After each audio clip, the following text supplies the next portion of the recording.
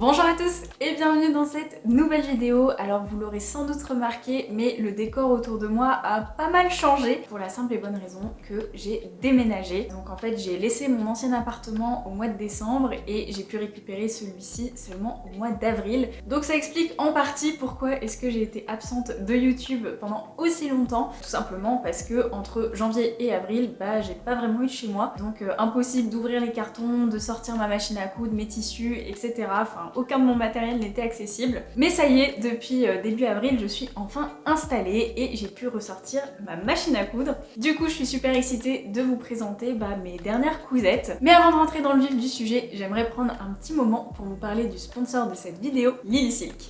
Alors si vous me suivez depuis un moment, vous avez sans doute déjà entendu parler d'eux puisque j'ai la chance de collaborer avec Lilysilk depuis maintenant à peu près un an. Donc autant vous dire que j'ai pas mal de recul sur leurs vêtements étant donné que ça fait un peu plus d'un an que je les porte au quotidien. Et je peux vous dire que en fait il se passe pas une seule semaine sans que je porte un vêtement Lilysilk. Donc c'est pour vous dire à quel point la qualité est incroyable. Les vêtements sont juste nickel, rien n'a bougé depuis un an. Ils sont hyper confortables, ce sont que des matières nobles comme de la soie ou du cachemire, donc autant vous dire qu'en termes de confort, on peut pas faire mieux. Mais je pense que l'atout majeur des vêtements Lilysilk, c'est qu'ils sont intemporels, ils vont vraiment avec tout et ça explique en grande partie, à mon avis, pourquoi est-ce que je les porte autant, parce que du coup je peux les associer à plein de choses de ma garde-robe. Donc ce sont vraiment des vêtements dont je tire le maximum et c'est pas le style de vêtements qu'on va acheter et ne jamais mettre. Ça c'est clair que non, c'est des trop belles pièces. Vous me connaissez, je fais la majorité de mes vêtements moi-même, mais c'est vrai qu'il arrive parfois que j'ai envie de me faire plaisir avec des vêtements en boutique. Mais je suis quand même assez sélective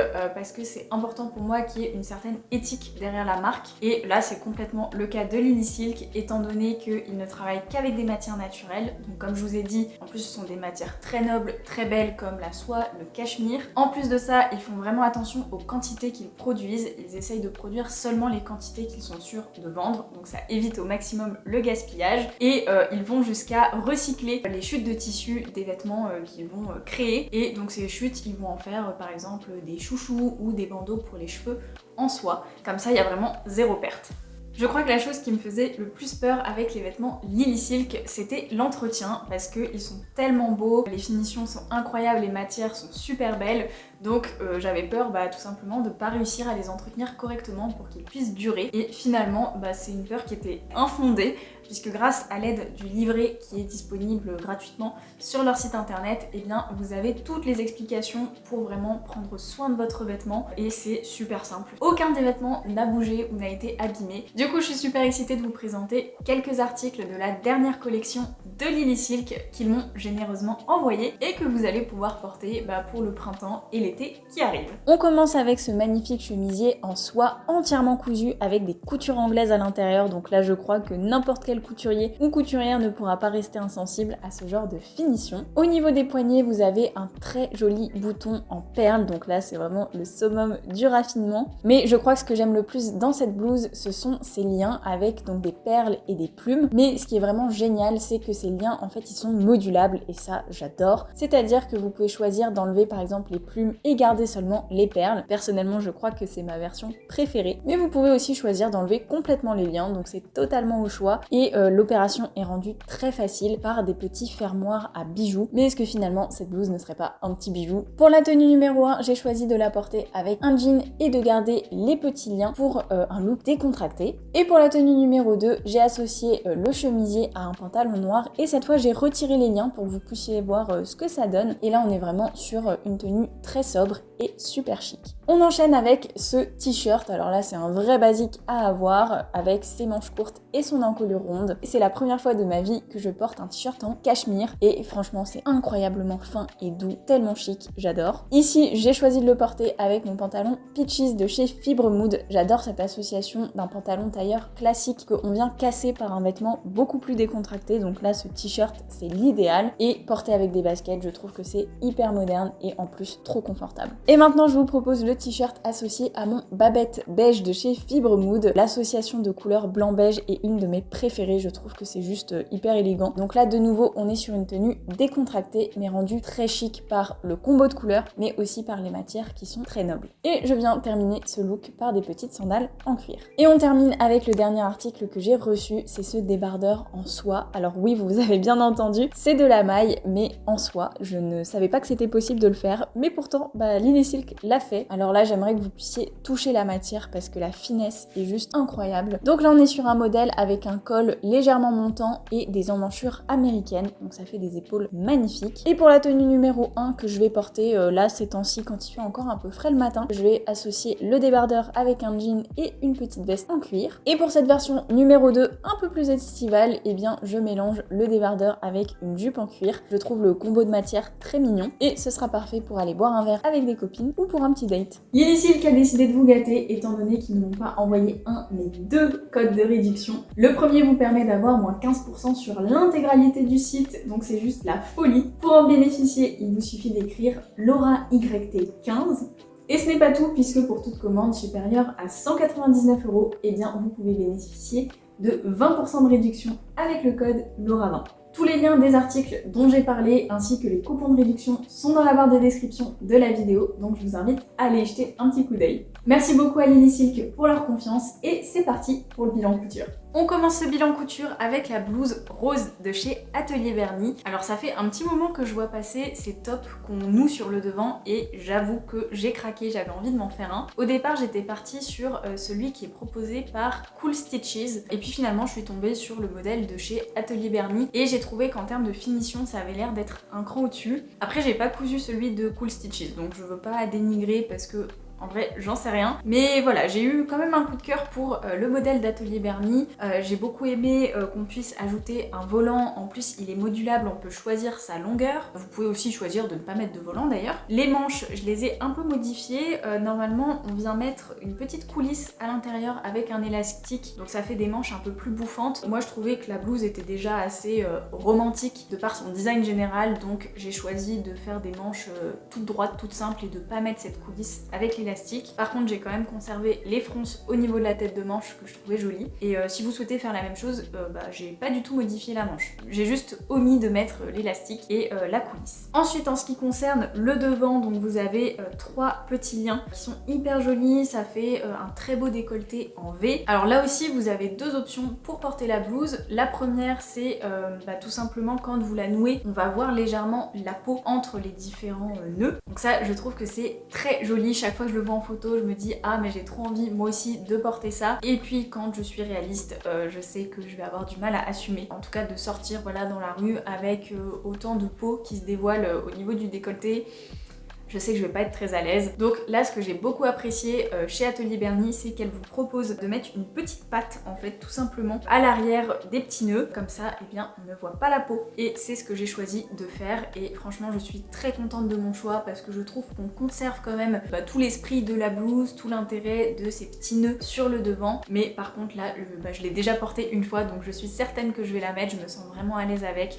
Et ça, c'est important parce que si on se sent pas à l'aise dans un vêtement, on ne le porte pas. Et on va pas se mentir, c'est pas le but, surtout en couture quand on a passé beaucoup d'heures à coudre le vêtement, c'est quand même dommage. Donc voilà, sachez que vous avez cette option si vous n'êtes pas très à l'aise à l'idée de sortir avec un décolleté hyper plongeant comme moi. J'ai aussi vu, il me semble, un petit hack passer sur Instagram et je me suis dit que j'allais le faire et puis finalement j'ai pas eu le temps. C'est tout simplement de faire en sorte que la pâte soit amovible. Donc au lieu de la coudre directement au vêtement comme je l'ai fait moi, et bien vous en faites un morceau complètement séparé avec des finitions propres et puis vous mettez des petites pressions sur la pâte et à l'intérieur du vêtement, caché hein, idéalement, faut pas que ça se voit. Et comme ça vous pouvez choisir de porter la pâte ou alors de l'enlever à votre guise et ça je trouve que c'est l'option idéale. Mais bon là moi j'étais un petit peu pressée j'avoue, donc j'ai été au plus simple. Mais si je refais une autre version, je pense que j'essaierai de faire cette pâte amovible. En ce qui concerne le tissu, personnellement je le trouve juste incroyable. Alors en fait c'est un tissu qui vient de Birmanie parce que il y a de nombreuses années de ça, un ami à moi est parti en voyage là-bas et adorable, il m'a ramené un coupon de soie que vous voyez ici. Donc c'est une soie qui est assez brillante, elle est hyper douce, vraiment soyeuse, avec un joli motif dans les tons terracotta. Il y a des toutes petites petite touche de vert, un peu de beige doré. Enfin vraiment j'adore ce tissu et en fait je crois que je l'aime tellement que j'ai été pendant longtemps très intimidée à l'idée de l'utiliser parce que j'avais pas non plus un énorme métrage et je savais que si jamais je me ratais, c'était quand même dommage quoi de gâcher ce magnifique tissu que j'aurais jamais l'occasion de retrouver ailleurs. Donc du coup pendant très longtemps j'ai repoussé le fait de travailler ce tissu, peut-être aussi parce que j'arrivais pas à lui trouver un modèle qui dans ma tête coïncidait bien. Et puis bon, on va pas se mentir, la soie c'est pas ce qu'il y a de plus facile à travailler, donc je voulais aussi attendre d'avoir un niveau suffisant pour pouvoir faire honneur à ce tissu. Et là ça y est, je me suis enfin lancée et franchement je suis ravie, je trouve que le combo des deux est juste parfait. Ça met vraiment bien le tissu en valeur, ça lui rend toutes ses lettres de noblesse, donc je suis trop contente. Et voilà, je remercie s'il passe par là l'ami qui m'avait offert ce tissu à l'époque. Deuxième cousette à vous partager, il s'agit de la chemise Olia de chez Paper Theory. Alors, autant vous dire que j'ai eu un coup de cœur mais monumental pour cette chemise. Je l'ai peut-être déjà dit sur cette chaîne, mais là ça a confirmé que ce que je préfère coudre, ce sont les chemises. Je trouve que c'est super agréable, il y a toujours plein de petits détails sympas et aussi peut-être parce que j'adore porter des chemises au quotidien. Donc là, celle-là, j'ai eu un énorme coup de cœur pour sa construction qui est hyper originale. C'est-à-dire que en fait, l'empiècement du devant, c'est le même morceau que la manche. Pour la modéliste que je suis, je trouve ça dingue, j'adore, je trouve que c'est hyper malin comme idée. Ensuite vous avez dans le dos l'empiècement classique d'une chemise, un petit pli d'aisance dans le dos et sur le devant une patte de boutonnage visible. Comme je vous l'ai dit, donc ce fameux empiècement slash manche. Et ensuite moi j'ai choisi d'enlever le col et de simplement laisser le pied de colle faire un col mandarin. Et donc là je trouve que pour mettre en valeur ce fameux empiècement de manche sur le devant, c'était cool d'utiliser un tissu rayé, comme ça marque vraiment la différence avec sur le corps les rayures verticales et sur le haut du vêtement et les manches les rayures horizontales. Comme ça on voit vraiment bien la démarcation avec l'empiècement. Je me suis aussi tapé un petit délire sur les boutons, c'est-à-dire que la majorité sont des boutons de chemise blancs tout simples, mais j'ai quand même choisi d'ajouter au niveau du col un bouton un peu plus foncé, il n'est pas complètement noir mais on va dire un peu gris irisé. Et j'ai fait la même chose au niveau des poignets parce que je trouve que du coup ça rappelle un peu les rayures noires à l'intérieur du motif. Pour ce qui est du tissu, c'est un tissu que j'ai récupéré d'une ancienne entreprise de mode pour laquelle j'ai travaillé. Donc je ne connais pas la composition exacte, mais si je devais deviner, je pense que c'est un mélange de coton et de lin parce qu'il y a quand même une certaine structure et ce côté un peu froissé, légèrement rugueux que peut avoir le lin. J'aime beaucoup les rayures parce que en fait c'est vraiment du tissé teint. Je pense que les fils ont été teints et ensuite tissés pour créer le motif et je trouve que ça fait toujours un petit plus en termes de qualité du tissu. Et la façon dont ça a été travaillé, on dirait presque des surpiqûres. Et je trouve que c'est trop beau. Vraiment, j'adore. C'est un tout petit détail vraiment très subtil, mais je trouve très chouette. Et ça m'a aussi rappelé à quel point ça fait du bien des fois de travailler des tissus qui sont simples. C'est pas comme la soie, ça ne glisse pas, c'est pas extensible, ça ne se déforme pas, c'est pas trop épais. Donc vraiment, c'était un pur bonheur à coudre. En plus, il y a pas mal de détails techniques dans cette chemise, donc je trouve que c'est bien de pas trop se compliquer la vie de façon non nécessaire. Il faut quand même que je vous parle de la complexité du patron. On va pas se mentir, les débutants, je pense qu'il faut s'abstenir dans le sens où j'ai quand même un certain bagage de couture et pourtant là, il y a eu quelques étapes où vraiment j'ai dû pas mal me questionner. Je fais aussi quelques boulettes. En fait, ça a commencé avec la patte capucin de la manche. En fait, c'est une technique que j'ai pas du tout l'habitude de faire. En gros, moi, les pattes capucin, je les fais tout le temps avec la pâte en un seul morceau. Si jamais ça vous intéresse, j'avais d'ailleurs fait un tutoriel sur ma chaîne pour vous montrer comment est-ce que je pose une pâte capucin. Et puis là, elle était en 2 morceaux. Donc c'était la première fois que je voyais ça et en fait j'étais tellement concentrée sur suivre les instructions pour faire cette pâte capucin en 2 morceaux que la première je l'ai montée sur l'envers du vêtement. Alors si vous avez déjà fait des chemises et des pâtes capucin ou un déchirable au niveau des poignets, vous savez que c'est vraiment l'étape qu'il faut pas louper. Parce que on va venir couper et une fois qu'on coupe, c'est super dur à rattraper. En plus là, j'avais vraiment un tout petit coupon pour cette chemise là, j'ai même cru que j'arriverais pas à tout faire rentrer dedans. Donc autant vous dire que recouper une manche plus empiècement, donc c'est quand même un morceau assez conséquent du vêtement, j'avais pas du tout assez pour en recouper une. Donc là, pendant un instant, j'ai considéré faire toute ma chemise sur l'envers. Et puis je me suis dit non Laura, vraiment, enfin, fais honneur à ce tissu, fais les choses bien, le modèle est magnifique, enfin voilà, essaye de rattraper le coup. Et puis en me concentrant bien, c'était un peu une opération à cœur ouvert, mais voilà, j'ai réussi finalement à découdre ma pâte et à la refaire du bon sens, donc ça je suis super contente et puis ça va, le résultat est propre.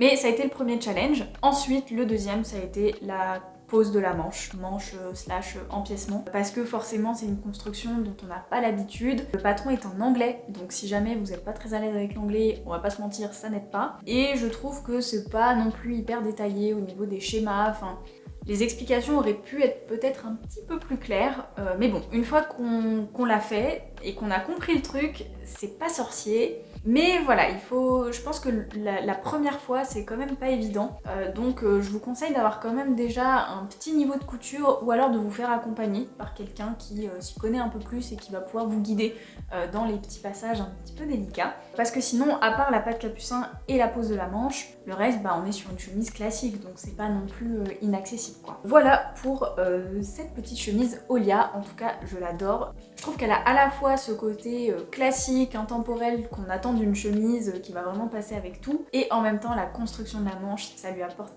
vraiment une touche de modernité, quelque chose de vraiment unique. Donc franchement, à mon avis, je vais en faire d'autres. Surtout maintenant que j'ai pigé le truc, ça va aller beaucoup plus vite. Donc je vais regarder un petit peu ce qui me reste dans mon stock de tissus, mais à mon avis, ce n'est pas la dernière chemise Olia que vous allez voir sur cette chaîne.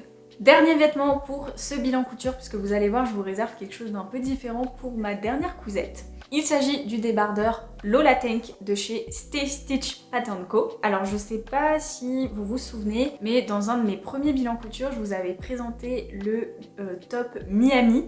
Je sais plus de chez qui il vient, enfin je vous remettrai la référence quelque part. Parce qu'à l'époque, je cherchais justement un débardeur qui soit assez échancré au niveau de l'encolure du devant et plutôt proche du cou. Et puis à l'époque, c'était pas évident de trouver et j'avais été moyennement satisfaite du top Miami. Je trouvais que finalement la coupe et tout, c'était très masculin, enfin vraiment pas exactement ce que je recherchais. Très peu de temps après, j'étais tombée sur Instagram sur le patron du Lola Tank et là je m'étais dit mais c'est exactement ça que je voulais. Donc j'ai été assez frustrée et puis bon, à ce moment-là je me suis dit allez, je vais pas refaire tout de suite un débardeur, je vais quand même porter celui que j'ai déjà fait. Et puis je crois que tout était contre moi dans ce débardeur parce que le tissu que j'ai utilisé à l'époque s'avérait être de très mauvaise qualité. C'était un tissu de récup que j'avais eu je sais plus où, un espèce de jersey blanc assez épais, et finalement c'est un tissu qui a fait des trous très vite, mais des trous partout en fait, pas que aux endroits où on pourrait s'attendre qu'il y ait des trous quoi. Donc on aurait dit que j'avais des mythes plein mon placard alors que pas du tout, ça venait vraiment du tissu. Donc l'été dernier je me suis résolue à m'en séparer parce que vraiment ça faisait de la peine à voir ce débardeur. Donc je me suis dit que ce serait une bonne idée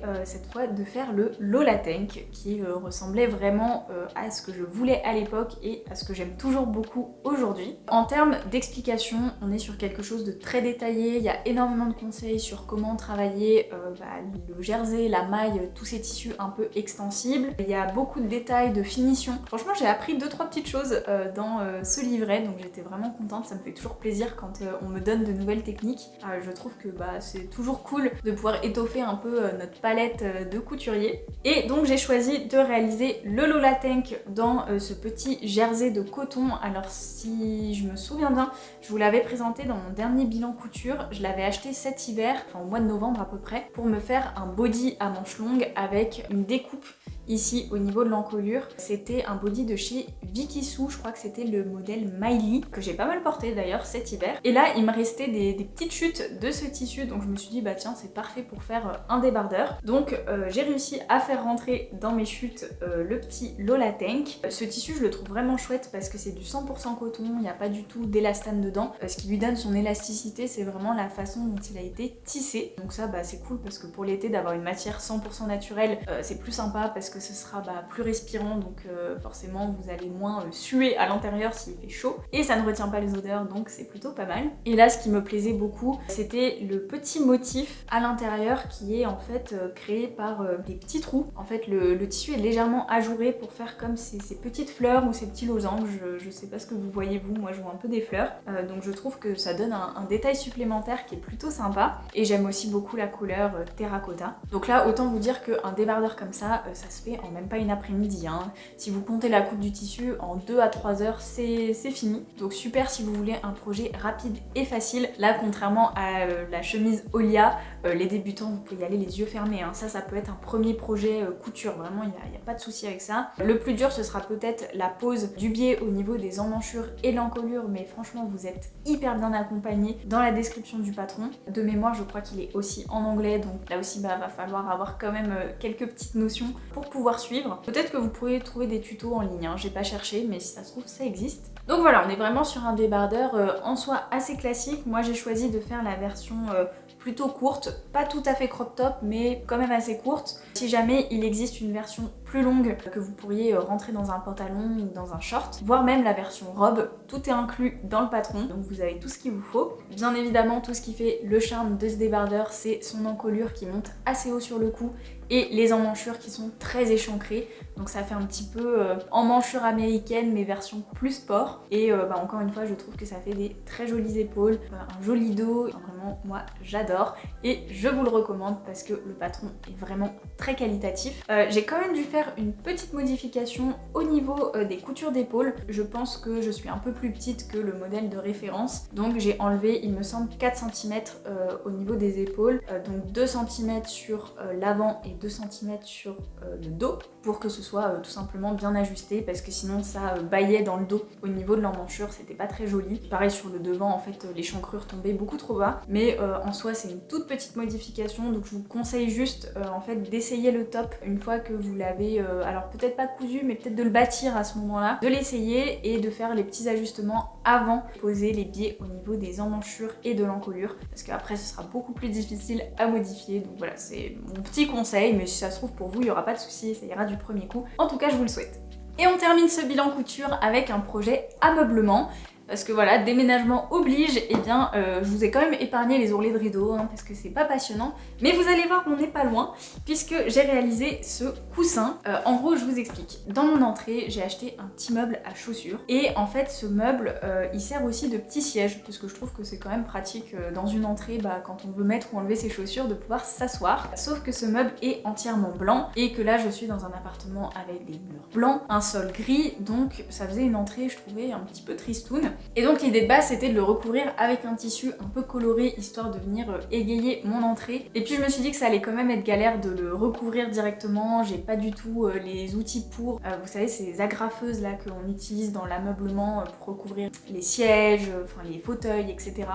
Moi j'ai pas du tout ça, j'avais pas envie d'investir là-dedans. En fait j'avais un peu mis ça de côté et puis j'ai fait mes ourlets de rideau et j'ai dû enlever au moins 50 cm et je me suis dit mince, enfin c'est quand même dommage, je vais gâcher vachement de tissu parce que des rideaux il y a quand même une sacrée longueur, 50 cm de large. Je me suis dit qu'est-ce que je peux faire avec ça, est-ce que je fais des coussins? Bon je pense que vous voyez un peu, j'en avais déjà pas mal. Puis je me suis dit ah mais tiens ça pourrait me servir pour ce fameux meuble. Et donc finalement j'ai décidé de faire un coussin sur lequel on peut s'asseoir et que je pose directement sur le meuble. Donc là vraiment rien de plus facile. J'ai pris les dimensions de mon meuble, j'ai ajouté un petit peu de marge, je crois 3 cm à peu près, parce que comme je voulais rembourrer le coussin, je me suis dit qu'il allait gonfler et que je risquais de perdre un petit peu en longueur et en largeur. J'ai dû mettre à peu près 3 cm de marge. J'ai fait un rectangle, tout ce qu'il y a de plus basique, en 2 épaisseurs de tissu. Je suis venue ensuite le rembourrer avec des chutes de tissu que j'avais, tout simplement. Alors c'est peut-être pas le plus confortable au niveau de l'assise. Si jamais vous avez un vieux coussin et que vous voulez récupérer le rembourrage à l'intérieur, ou mettre de la mousse, enfin ce que vous voulez vraiment, là il n'y a pas de règle, hein. Vous mettez ce que vous souhaitez à l'intérieur. Moi j'ai mis des chutes de tissu, comme ça c'est vraiment un projet zéro déchet du début à la fin. Et ensuite, bon,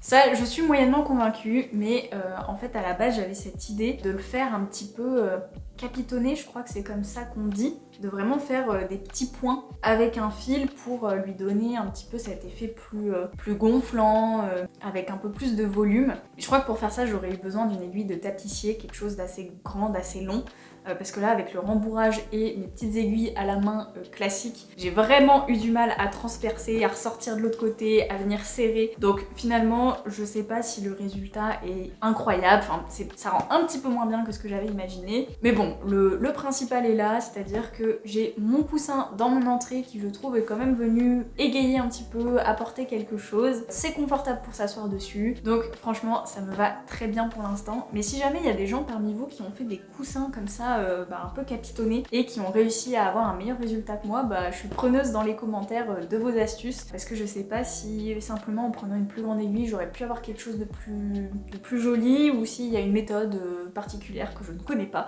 C'est possible, hein, parce que l'ameublement c'est vraiment pas mon domaine. Donc voilà, c'était le petit clin d'œil pour celles et ceux qui ont des ourlets de rideaux à faire et qui voudraient récupérer les chutes de tissu. Voilà, vous pouvez faire des petits coussins pour votre intérieur, c'est sympa, et puis ça fait un rappel entre les pièces, parce que du coup voilà, ça c'est les rideaux de mon salon, mais dans l'entrée on a déjà une petite touche, donc j'aime bien aussi voilà quand les différentes pièces sont un petit peu cohérentes. Oui je sais, je suis bizarre, bref. C'est un autre sujet. Mais voilà, en tout cas, c'était la petite parenthèse ameublement. J'espère que ça vous aura plu. Et puis, c'est déjà la fin de ce bilan couture. Je vous remercie d'avoir été avec moi jusqu'ici. Je sais que ça fait un petit moment qu'on s'était pas vu. Il faudrait que je vous explique parce qu'il y a eu beaucoup de changements dans ma vie, ce qui explique un peu ma présence chaotique sur YouTube ces derniers temps. Mais voilà, si j'ai le temps, je vous ferai peut-être une vidéo à ce sujet. Si ça vous intéresse aussi, hein, vous en avez peut-être rien à faire de ma vie, ce que je comprends tout à fait. Vous êtes là pour la couture. Donc dites-moi en commentaire hein, si vous voulez une update pour comprendre un petit peu ce qui se passe, ou si juste vous préférez les vidéos couture comme celle-ci, et puis que je continue à en poster quand je peux. Je vais pas vous garantir quand sera la prochaine parce que je n'en sais rien. Mais voilà, en tout cas merci à vous d'avoir été présents pour ce bilan couture, j'espère qu'il vous aura plu. N'hésitez pas à me partager vos projets couture du moment, et moi je vous dis j'espère à bientôt, et je vous souhaite une très belle journée. Ciao ciao.